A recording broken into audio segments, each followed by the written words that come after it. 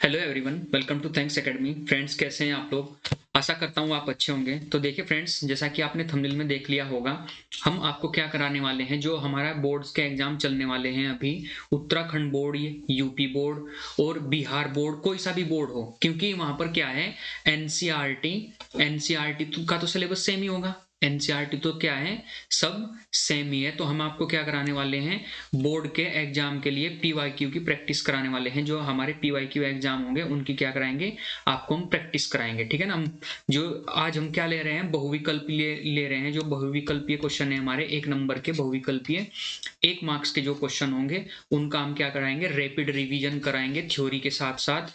और हम आपको क्या कराएंगे, पीवाईक्यू क्वेश्चन 10th क्लास के। ठीक है ना, 10th क्लास का हम आपको कराने वाले हैं। और स्ट्रेटेजी हमारी कैसे कैसे होगी, पढ़ाई कैसे करनी है, ये भी हम आपको बताएंगे। ठीक है।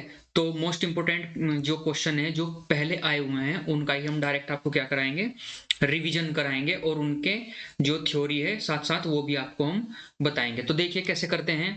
और जो 10 दिन या 15 दिन में प्रैक्टिस कैसे करनी है, या पढ़ाई कैसे करनी है, या नंबर हम 100 में से 100 कैसे ला सकते हैं। वैसे तो 80 का पेपर है, तो 80 में 80 बेटा 80 कैसे ला सकते हैं, इसकी प्रैक्टिस हम आपको कराएंगे और इसकी स्ट्रेटेजी भी हम आपको बताएंगे। तो फ्रेंड्स देखिए, चलते हैं हम। हमारा जो क्वेश्चन नंबर फर्स्ट है, डायरेक्ट क्वेश्चन नंबर जो एग्जाम में आया हुआ है, क्वेश्चन नंबर 1 ये हमारा क्या है, बहुविकल्पीय है। बहुविकल्पीय क्वेश्चन नंबर 1 है, मतलब 2023 में आया हुआ है, 2023 में। और कितने मार्क्स का है ये, 1 नंबर का। 1 नंबर के क्वेश्चन कराएंगे आप आज हम सारे ऑब्जेक्टिव। जो 5 से 7 क्वेश्चन होंगे ना, इंपोर्टेंट इंपोर्टेंट जो आए हुए हैं। देखो इस सवाल में क्या दिया गया है, इस सवाल में भाई रैपिड रिवीजन का मतलब ये है कि सब कुछ लिखा हुआ होगा, सिर्फ मैं रिवीजन कराऊंगा। ऐसा नहीं है कि लिख लिख लिख के दिखाऊंगा, लिख के बताऊंगा। क्योंकि लिख के बताने में फिर वीडियो क्या है, बहुत लंबी बन जाती है। और तुम्हारे पास भी उतना टाइम नहीं है और मेरे पास भी उतना टाइम नहीं है। मतलब मेरे पास तो है, आपके पास उतना टाइम नहीं है। ऐसा नहीं है कि एक एक क्वेश्चन को हैंड रिटन नोट्स के रूप में लिख के दिखाऊंगा। मैं नोट सब लिखे हुए हैं, समझाऊंगा। समझने की कोशिश करो ध्यान से, 15 से 20 मिनट ध्यान से लगा के समझने की कोशिश करो। देखो जैसे मैं बता रहा हूँ, देखो जो सवाल में दिया गया है, क्या दिया गया है इसमें, निम्न में से, सवाल में कहा गया है निम्न में से निम्न में से निम्न में अपरिमेय संख्या, अपरिमेय संख्या क्या होगी, निम्न में अपरिमेय संख्या क्या होगी हमारी, वो हमें आपको बतानी है। तो देखो परिमेय संख्या का हमने क्या बताया था आपको, जो परिमेय संख्या का हमारा फॉर्मूला होता है, फॉर्मूला मतलब जो हमारी ट्रिक होती है अपरिमेय संख्या की। अपरिमेय संख्या किसको बोलते हैं, जिसे हम p अपॉन क्यू के रूप में नहीं लिख सकते, उसे अपरिमेय संख्या बोलते हैं। या जिसका दशमलव प्रसार कैसा हो, अनवसानी अनावृत्ति। अनवसानी अनावृत्ति कैसा होगा, 1 2 3 4 5 6, कुछ इस प्रकार हर बार संख्या क्या होगी, रिपीट होगी, यानी कि वो पूरा पूरा डिवाइड ना हो। ठीक है ना। तो उस प्रकार की संख्या को क्या बोल देते हैं हम, अपरिमेय संख्या। तो यहां पर जो दो, ये भी क्या है, रूट 2 और रूट 2 ये क्या हो गया हमारा, ये परिमेय है, मतलब ये अपरिमेय है। 2 इंटू और 8 का हम जब हम मल्टीप्लाई करेंगे, 2 इंटू 2 ये होता है ना इसका रूट। जब इसे करते हैं हम, जब इसके हम फैक्टर करते हैं, 2 इंटू कितने आ जाएगा, 4। यही तो आता है ना। और जब हम इसके फैक्टर करेंगे तो क्या निकल जाता है भाई, जब 8 के हम क्या करेंगे, 8 के हम क्या करते हैं, फैक्टर करते हैं, तो 2 इंटू 2 ये जोड़ा क्या बाहर आ जाता है, 2 इंटू 2 ये बन जाता है हमारा 2 इंटू 2।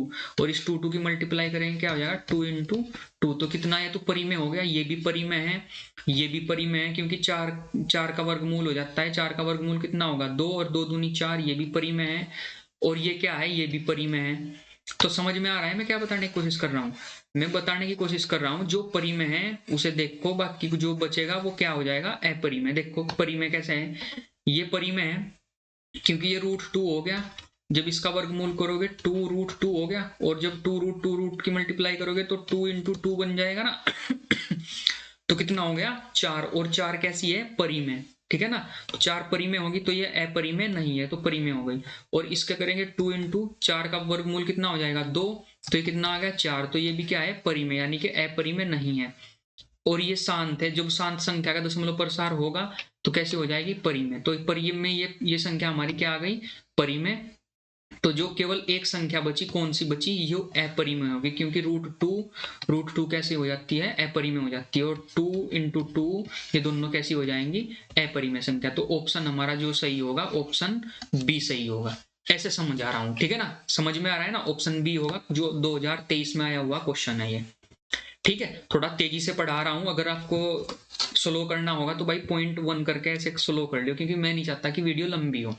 ठीक है, क्वेश्चन नंबर 2 देखो। क्वेश्चन नंबर क्या है, ये क्वेश्चन नंबर इसी प्रकार का है। क्वेश्चन नंबर दिया है इसमें भी क्या पूछा है कि अपरिमेय संख्या बतानी है। इसमें अपरिमेय संख्या 2020 में आया क्वेश्चन है ये।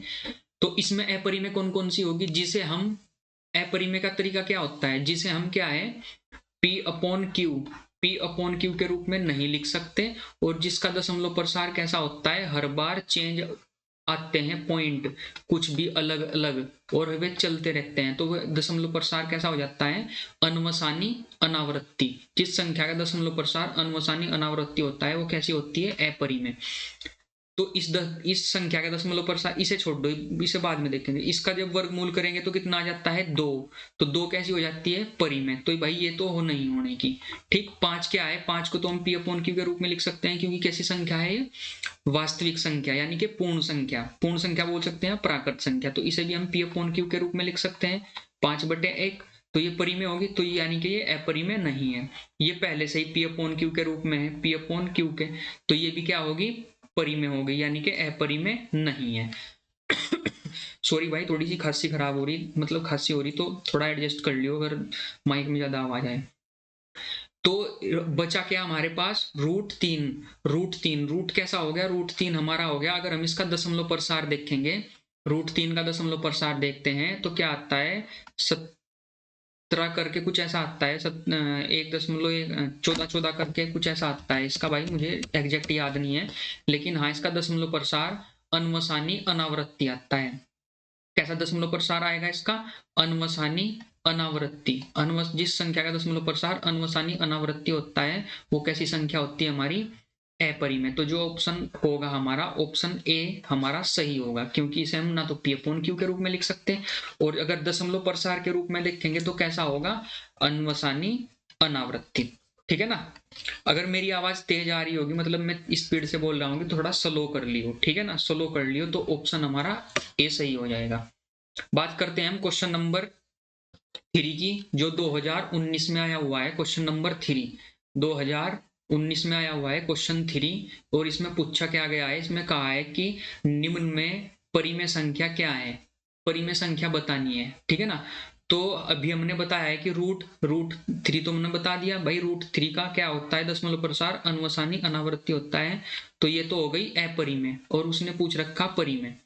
ठीक, और परिमेय संख्या किसे बोलते हैं, परिमेय संख्या उसे बोलते हैं अगर किसी भी संख्या को हम P/Q के रूप में लिख देते हैं, यानी कि अंश बटे हर के रूप में लिख देते हैं, और P और Q हमारे क्या हो जाते हैं, पूर्णांक हो जाते हैं, और Q की वैल्यू क्या हो जाती है, बराबर नहीं होगी 0 के। ठीक, Q की वैल्यू क्या होगी, बराबर नहीं होगी 0 के, तो उसे क्या बोल देते हैं हम, परिमेय संख्या बोल देते हैं। ये मैंने डेफिनेशन आपको शॉर्ट में बता दी है, ये बोल देते हैं हम परिमेय संख्या। ठीक है ना। तो ये तो अपरिमेय हो गई। ठीक, आपको रूट जो पाई है, पाई का तो आपको पहले ही पता है, पाई को हम क्या लिखते हैं, अपरिमेय होती है। और भाई ये 2 तो परिमेय हो गई, 2 P/Q के रूप में लिखा जा सकता है, लेकिन ये क्या है, अपरिमेय। और परिमेय और अपरिमेय का जो सम आता है वो अपरिमेय ही होता है, परिमेय और अपरिमेय का सम क्या होगा, अपरिमेय। तो ये भी नहीं होगी। इतना तो आ गया समझ में। फिर बचा हमारे पास रूट 4। अगर हम रूट 4 का वर्गमूल करते हैं, रूट 4 का वर्गमूल 2 आ जाता है, और 2 क्या है, हमारी परिमेय संख्या है। ठीक है ना। तो क्या होगा हमारा, ऑप्शन बी सही होगा। ठीक है ना, ऑप्शन बी सही होगा। आंसर नीचे भी लिखा हुआ है, लेकिन मैं समझा रहा हूं, उस पर ध्यान दो। नीचे तो लिखा हुआ है जो लिखा हुआ है ठीक है, जो नीचे लिखा हुआ वो तो लिखा रहने दो, ठीक है ना, लेकिन जो मैं समझा रहा हूं उस पे गौर करो। ठीक है ना। इस और नोट वोट करने की कोई जरूरत नहीं है, नोट कॉपी में नोट करने की कोई जरूरत नहीं है। डिस्क्रिप्शन में लिंक होगा टेलीग्राम का जो लिंक होगा उस पर क्लिक करियो, ये PDF जो कि तुम वहीं पे मिल जाएंगे। ठीक है ना। वैसे तो तुमने सब चीज लिख रखी होगा, सिर्फ समझने पे ध्यान दो। फोकस करो, फोकस फोकस करो। क्वेश्चन कैसे अटेम्प्ट कर रहे हैं, सारी थ्योरी यूज हो रही है, जो थ्योरी पढ़ी हुई है तुमने अब तक 10th क्लास में, वो यूज हो रही है। इस PYQ के साथ साथ मैं वन शॉट फास्ट रिवीजन भी लाऊंगा, मतलब एक चैप्टर का जल्दी से रिवीजन, एक चैप्टर का जल्दी से रिवीजन। नोट्स नहीं बनाने तुम्हें, PDF उसकी मिलेगी। एक चैप्टर मतलब कोई भी चैप्टर ले लिया, उसका जल्दी से रिवीजन कैसे करना है, सॉल्यूशन वगैरह सब प्रोवाइड मैं कराऊंगा। ठीक है, तो उसको देखो, फिर अपना PYQ लगाओ जल्दी ही। 8 से 10 दिन में पूरा 10th क्लास का चैप्टर खत्म, मतलब 10th क्लास खत्म करूंगा। ठीक है ना। बात करते हैं क्वेश्चन नंबर 4 की। क्वेश्चन नंबर 4 में क्या कहा गया है, देखो इसमें इसने कहा है कि यदि P, ये आया हुआ है भाई 2023 में, ठीक है, अगर P और Q क्या है हमारे, P और Q प्राकृत संख्या है और P संख्या Q का गुणज है, ठीक, तो P और Q का HCF क्या होगा। P और Q का हमें क्या बताना है, HCF। तो देखो इंपोर्टेंट क्वेश्चन है इस टाइप का, ठीक है ना, 2026 के लिए इंपोर्टेंट लिख लो इसे और इसे समझने की कोशिश करो। इसमें क्या कहा गया है, मान लो 8 है, ठीक, कोई संख्या 8 होगी, तो इसने कहा है कि P संख्या Q का गुणज है, ठीक। तो 8 है, अगर हम 8 के फैक्टर करते हैं तो क्या क्या आ जाते हैं, 2 4, यानी कि गुणनखंड 2 4, एक भी आता है वैसे तो, एक भी लिख लेते हैं, चलो 1 2 4 और 8, ठीक है।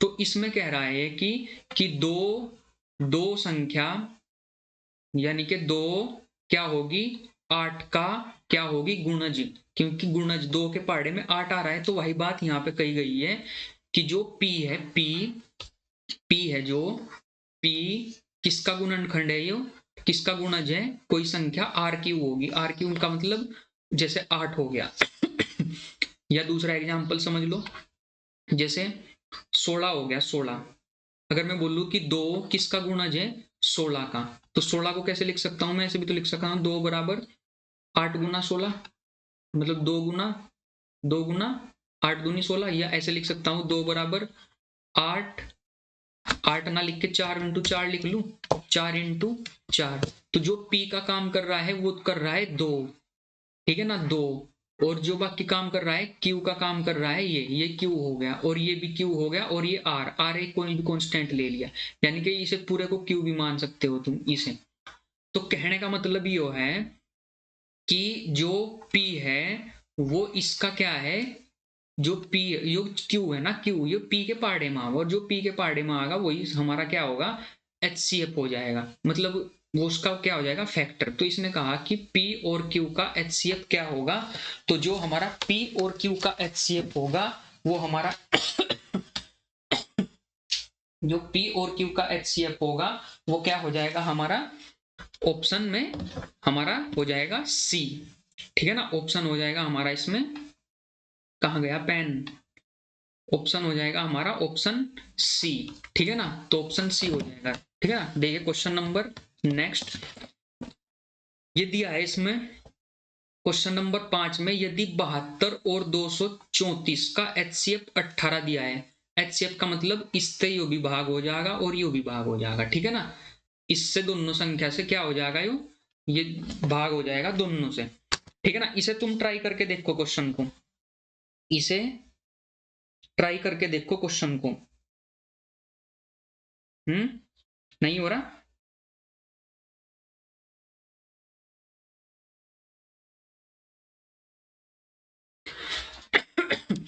जो जो क्वेश्चन है ये इसमें कहा कि P संख्या नहीं कि P संख्या Q का गुणज है।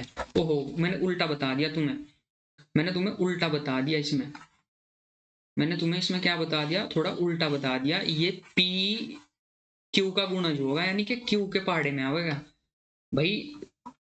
इसे हम ऐसे लिखेंगे कि P बराबर क्या होगा, QR, यानी कि P बड़ा है, P बड़ा होगा और Q छोटा होगा, यानी कि 16 2 के पहाड़े में आएगा, यानी कि तो HCF क्या हो जाएगा, Q हो जाएगा ना HCF। अगर हम 16 का और 2 का HCF देखें तो क्या हो जाएगा, 2 HCF हो जाएगा ना। अगर हम ऐसे बोल दें कि 8 8 2 का क्या है, 8 2 का गुणज है, जो 8 है वो 2 का गुणज है, गुणज यानी कि 2 के पहाड़े में आ रहा है, यानी कि ये तो P हो गया, ये Q हो गया। और फिर इन दोनों का HCF निकालने को कहा, P और Q का। तो जो सबसे छोटी संख्या होगी जिसके पहाड़े में जो आ रही है, यानी कि जो गुणज होगा वही आंसर होगा, यानी कि Q आंसर होगा, Q, ऑप्शन सी। मतलब आंसर Q ही होगा, लेकिन Q छोटा होगा, यानी छोटे वाला क्या होगा, HCF, इन दोनों का HCF, P Q का HCF Q आएगा, ठीक है ना। देखिए क्वेश्चन नंबर ये है, इसने कहा कि 72 और 234, 72 और 234 का HCF क्या होगा, 18। HCF का मतलब 18 से यह भी संख्या भाग हो रही और यह भी संख्या भाग हो रही। तो LCM इसका यो दे दिया, LCM क्या दे दिया इसका, ये दे दिया। तो इसने क्या कहा, इनका एलसीएम मतलब दिया नहीं, इन दोनों संख्या का एलसीएम क्या होगा। तो इसका एक फॉर्मूला है, वो भाई डायरेक्ट देख लो। इसका फॉर्मूला हो कि दो संख्याओं का जो दो संख्या हो उनकी गुणा करो, ठीक, और फिर उस संख्या का एचसीएफ लिख दो, यो लिख दिया एचसीएफ, ठीक। फिर उनका एलसीएम लिख दो दोनों संख्या का, ब्रैकेट में इसलिए लिख कर दिखा दी क्योंकि दोनों संख्या का एलसीएम और दोनों संख्या का एचसीएफ। आया ना इतना समझ में, आया ना इतना समझ में, ठीक है ना। तो हमने ये फॉर्मूला लिख दिया भाई, हमने फॉर्मूला लिख दिया कि दो संख्याओं का एचसीएफ मतलब दो संख्याओं की गुणा बराबर दोनों संख्या का एचसीएफ और दोनों संख्या का एलसीएम। ये हमने फॉर्मूला लिख दिया। इस फॉर्मूले के थ्रू हमारा क्या होगा, सवाल होगा। अब कैसे होगा सवाल, देखो इन दोनों की गुणा करनी नहीं, हम हम गुणा नहीं करनी, हम डायरेक्ट सोल्व करना सवाल को। क्या करना, हम डायरेक्ट सोल्व करना। तो जब हम सोल्व करेंगे, हमने एचसीएफ क्या दे रखा है इसमें, हमें एचसीएफ दोनों संख्या कितना दिया, 18, हमने 18 यहां लिख दिया। और एलसीएम यो हमें निकालना, तो हमने इसे इधर ही रखा और इसे इधर क्या ले गए, इसके बटे में, ठीक है ना। जब इसके बटे में ले गए हम, तो 18 से हम इसे भाग दे देंगे, कितनी बार दे देंगे भाग इसे, 18 से जो 72 है, 72 को हमने 18 से भाग दी तो कितना आएगा, 18 चौक 72, ठीक है। और जब 4 की ओर इसकी मल्टीप्लाई करेंगे, 4 इंटू 234, तो हमारा आंसर क्या आ जाएगा, यो। तो ऑप्शन यो कहाँ हो जाएगा, ऑप्शन हो जाएगा 36, 936 आंसर। समझ में आया ना। तो डायरेक्ट फॉर्मूला लग रहा, फॉर्मूला रखो, दो संख्याओं का एलसीएम मतलब दो संख्याओं का गुणी, दोनों संख्याओं का गुणा, और एचसीएफ उन संख्याओं का, और एलसीएम। अगर हम एचसीएफ निकालने को कहने लगा पेपर में तो यह चीज देगा, और यह निकालने को कहा मतलब एलसीएम जैसे निकालने को कहा तो एलसीएम देगा, ठीक है ना। ऐसा नहीं होने का संख्या देने का, वो संख्या जरूर देगा, ये दोनों संख्या देगा और एलसीएम और एचसीएफ निकालने को बोल देगा तुम्हें, ठीक है ना। चलो क्वेश्चन नंबर 1 देखो, मतलब एक क्या, यो पेपर में आया 2025 का है, यो 2025 में 2025 में, सॉरी यार खांसी हो रही भाई, 2025 में आया। इसमें कहा कि निम्न में से कौन सी संख्या परिमेय नहीं है, यानी कि वो पूछ रहा कि परिमेय नहीं है, अपरिमेय नहीं है, तो परिमेय पूछ रहा। तो इसमें परिमेय संख्या बतानी।